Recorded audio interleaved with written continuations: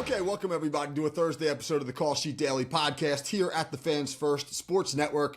I'm your host, Kevin Smith. It's State of the Franchise. That's our Thursday show. But with the NFL season rapidly bearing down upon us, I realized I'm not going to get to all 32 NFL teams. We've been doing one team a week over the last several months. We've covered 14 teams, but that leaves us with 18 to go. And this is actually going to be the last State of the Franchise episode for 2025 because prior to this being the State of the Franchise show, Thursdays were our college football show, the show we called The Portal. And the college football season, it technically kicks off this coming weekend. But we're going to do our college football kickoff show next Thursday as we preview next weekend's unbelievable clash between number 1 Texas and number 3 Ohio State. You want to talk about kicking off the college football season with an absolute marquee contest.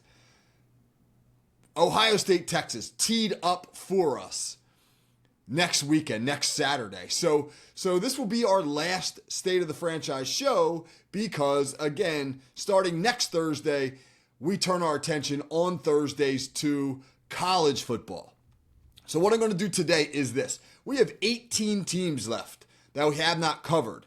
And so we're going to pose rapid fire style one key question for each of these 18 teams heading into the 2025 season. What's one key question that may ultimately define their 2025 season?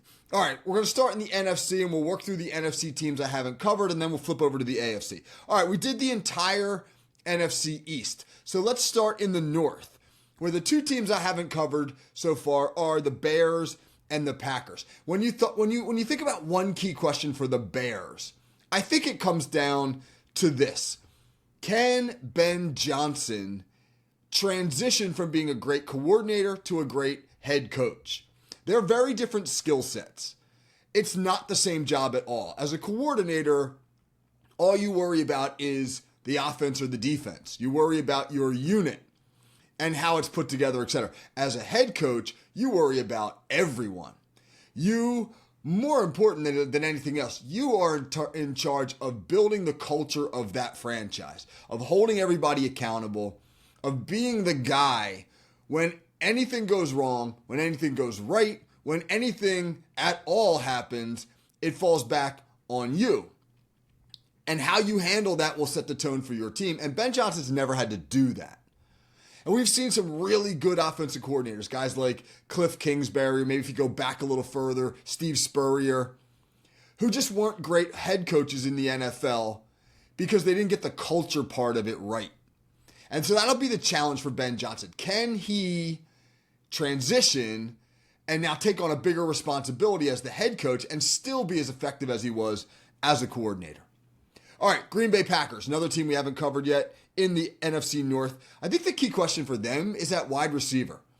Are they good enough? They got a lot of guys. They got a lot of wide receivers. Guys like Christian Watson and Romeo Doubs and Jalen Reed, and they spent their number 1 pick on Matthew Golden out of Texas. But are any of them legit number 1 receivers? Can you get through? That's the wrong way. Can you succeed? Can you have an elite offense? Because Green Bay's got some, they've got Jordan Love at quarterback. They got Matt LaFleur as their head coach, an offensive-minded guy, good offensive line. Are they good enough to be a highly successful offense without a bona fide number 1 receiver? Maybe Matthew Golden will be that guy. But at the moment, it looks like the committee approach will be the way to go in Green Bay, and we'll see if that succeeds. On to the NFC South. I didn't cover any of these teams. And, maybe part of that was by design. NFC South, don't hate on me right now. It's just that it's not a division I'm drawn to. I don't know if it's a division that plays the most compelling football. But I do have some interesting questions. And let's start with the Tampa Bay Buccaneers. They've won the division the last couple years. And I wonder are they sneaky contenders? Are the Tampa Bay Bucks sneaky contenders in the NFC? Because if you look at the NFC, Outside of the Eagles, who I think are the clear favorite, everybody else has big question marks. The Rams look like a contender, but Matthew Stafford's got a disc injury and he's 37 years old. And man, if he goes down, they're in deep trouble.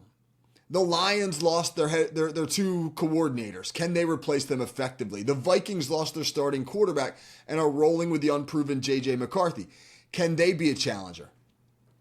The Buccaneers return almost their entire team, and they drafted Emeka Egbuka, who looks like a star. And it'll be really interesting to see. I mean, they might sneak up on people. They're playing in the weakest division in football, arguably. You could probably have a toss-up between the Souths, AFC and NFC, as to which team holds that distinguished honor. And they should win the division fairly easily. They should get a home playoff game. It'd be really interesting to see. Can Tampa take a run at Philly? They have traditionally been a thorn in the side of the Eagles. Are they sneaky contenders? New Orleans, the New Orleans Saints. They're on the opposite end of the spectrum. My question about the Saints is this. Are they the front runners for the number 1 overall pick in next year's draft? A draft that is thought to be quarterback heavy. They're probably going to turn their offense over to a rookie, Tyler Shuck, who I believe would benefit tremendously from some time on the bench to sit and learn the NFL game, but it doesn't look like he's going to get that. If they don't turn to him, it's Spencer Rattler, who's another guy who's probably not ready for prime time as an NFL starting quarterback. And the Saints could be in for a long year under a first-year head coach. And the question is that a bad thing? Maybe a really bad year.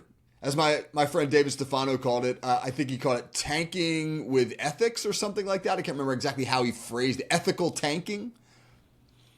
Is an ethical tank in the works here in New Orleans? And would that be such a bad thing? If the Saints go 3-14 and land the number 1 overall pick, I will not be shocked. Atlanta Falcons. I think the really interesting question there is, can they reignite Kyle Pitts? On yesterday's show, I had former NFL tight end Ben Troop, who was an All-American at Florida, where Kyle Pitts was a star tight end, on the show. And Ben said he doesn't think that Kyle Pitts is a bust. It's just that outside of his first year, they haven't used him properly in that offense. Kyle Pitts had over 1,000 yards receiving as a rookie, has not topped 700 yards since then. He was in Arthur Smith's scheme for a while, which is interesting because Arthur Smith loves tight ends, but he loves tight ends that are a little bit more traditional and not so much like Kyle Pitts, who some people have said is really a glorified wide receiver playing tight end. So it'll be very interesting because they got to make a decision on him. They're coming to the end of his rookie contract. Are they going to re-sign him or are they going to part ways? That's a big decision that Atlanta needs to make. And finally, the Carolina Panthers. Shout out to my son Jake. His favorite team. Is year 3 the charm for Bryce Young? They say the third time's the charm. Well, his rookie year was a disaster. He actually got benched for like 70-year-old Andy Dalton. Thank you. I saw the red hair. That's all I could say. I couldn't get the name. Yeah, they benched him for Andy Dalton at one point. But then last year under Dave Canales, as you got further into the season, Bryce Young seemed to have a bit of a renaissance, seemed to get better and better, and was playing pretty good football by the end of the season. So if year 3 is the year that Bryce Young kind of finds his groove, then the Panthers may be okay at the quarterback position. They were the league's worst defense last year. That's a whole other conversation. But as we know, the first thing you got to do if you want to get good is find your quarterback. So let's see if Carolina has theirs. All right, on to the West, where the two teams I did not cover, Seattle Seahawks, Arizona Cardinals. Let's keep it in the family. Shouting out to Jake about the Panthers. Shout out to my sister Kelly, a rabid Arizona Cardinals fan. Still holds a grudge against me for the 2008 Super Bowl where they lost to my Steelers. I mean, she really, I think, deep down has a problem with that still. And we're 17 years later. I think the interesting question for Arizona is this. They got to find out if Kyler Murray's worth the money. Because after the 2022 season, they gave him a 5-year, $230 million extension. Whopping extension. Which actually by today's quarterback standards looks pretty affordable. You know, it's like 35 $36 million a year. And the quarterbacks today are signing deals that are approaching twice that amount. But Kyler Murray hasn't exactly delivered a lot of success since then. Since signing that extension, in games in which he's been the quarterback, the Cardinals are 11-14. And there's just interesting questions about whether or not his game is going to transcend to the NFL. Kyler Murray is generously 5'10", has a tough time processing or just playing from the pocket as a result. And can you make a living outside the pocket in the NFL? Maybe being reunited with an air raid guy would help him a little bit, but who knows, right? Arizona's got to find out that answer this year, because if he's not the guy as he enters or finishes year 3 of his mega extension, then they need to start thinking a year from now about, well, who will it be? And speaking of quarterbacks, Seattle Seahawks, they need to find out if they made the right decision. Was letting Geno Smith walk in favor of Sam Darnold the right move? Because Geno Smith played some pretty good football for a couple of years in Seattle.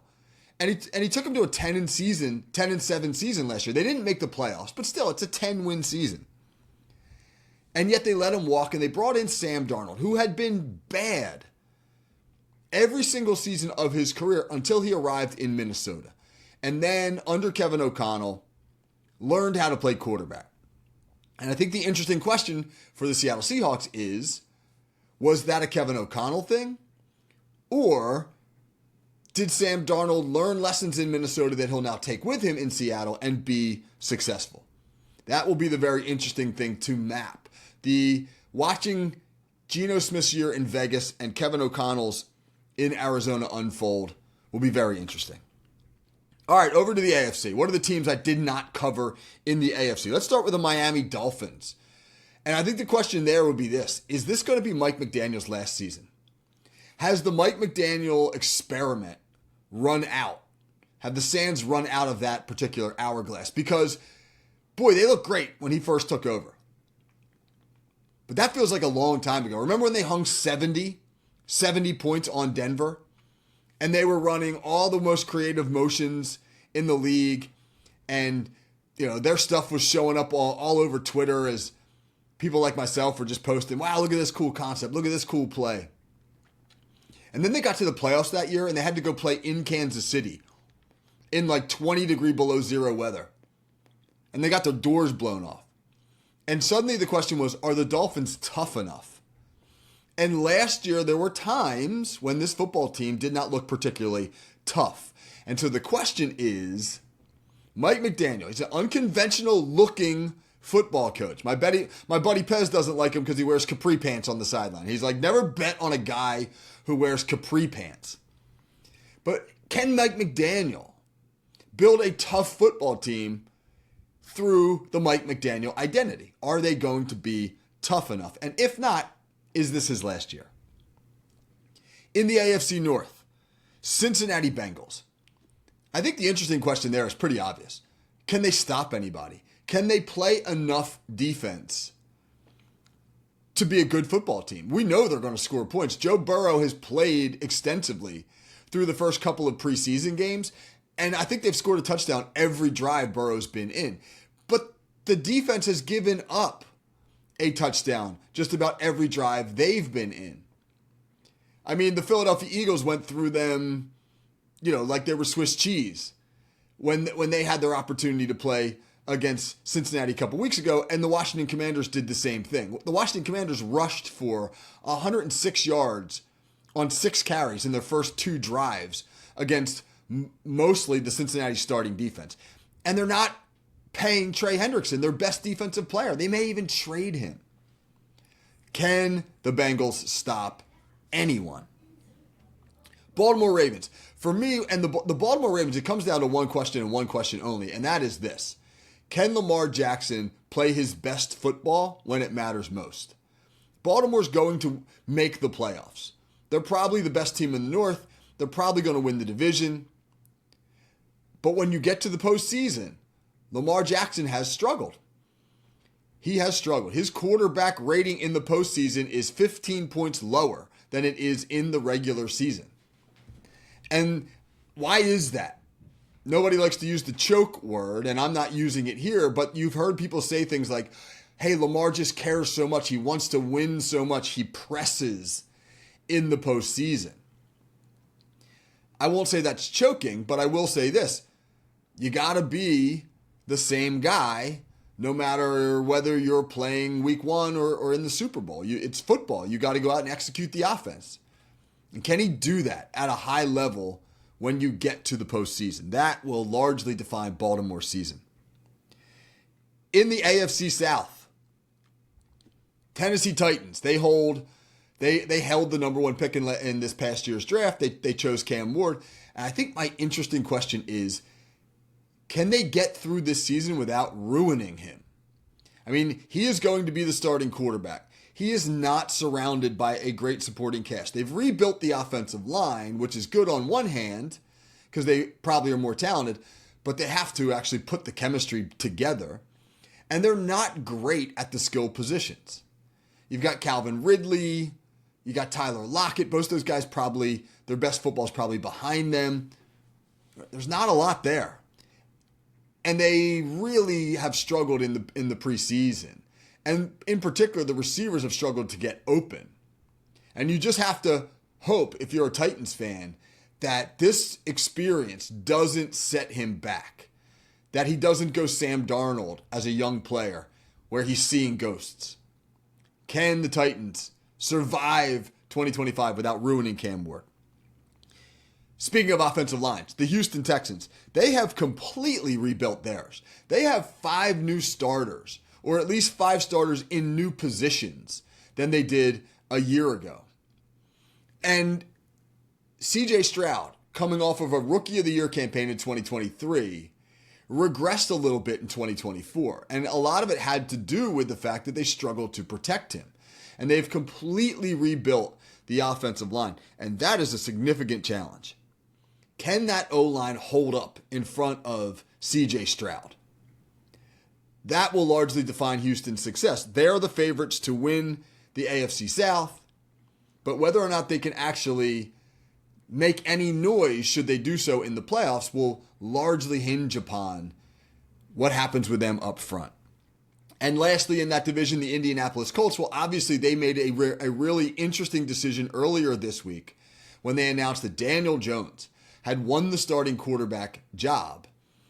And I think the interesting question there is twofold about the quarterback position. A, can they win football games with Daniel Jones at quarterback? And then B, have we seen the last of Anthony Richardson in Indianapolis? Where does Anthony Richardson go from here? His agent suggested this week that they weren't sure what that answer was. Will the Colts trade him? If they do, what could they get for him? Are they giving up on a guy who's younger than almost all the quarterbacks taken in this past year's draft? Anthony Richardson is younger than Tyler Shuck, Dillon Gabriel, Cam Ward. He's younger than a lot of the rookies. Are you going to give up on him? That's an interesting question. And I don't know the answer, and we'll see. All right, to the final division, the AFC West. This is another division. I didn't touch on any of these teams. So let's finish with one interesting question for each of the 4 AFC West teams, starting with the Kansas City Chiefs, the most dominant team in the division now for, wow, it feels like a decade. And I guess the question is this: do the Chiefs have the desire to make another run? They've been in 3 straight Super Bowls. They've been in 5 out of the last 6. They've won 3. They've lost 2 of them. That means that they've been playing football into February in 5 out of the last 6 campaigns with largely a similar nucleus. Are they exhausted? That takes a toll on you. When a lot of people in the league are done 6 weeks before you are, their bodies get 6 more weeks to recuperate. It takes a significant toll, and you do that season after season after season. Do the Chiefs have both the talent and the will to make another run in a very competitive AFC? Speaking of that, in their own division, the Denver Broncos look like legitimate challengers. The Broncos had a really interesting year last year in year 2 under Sean Payton. A lot of it came together. They played very good football down the stretch, made the playoffs, didn't fare well in that playoff game up in Buffalo, but they look like they have a franchise guy in Bo Nix. And in year 3, is this the year where Sean Payton and his crew really put it all together? And so my question is this: can Denver unseat Kansas City in the West? That's an interesting question.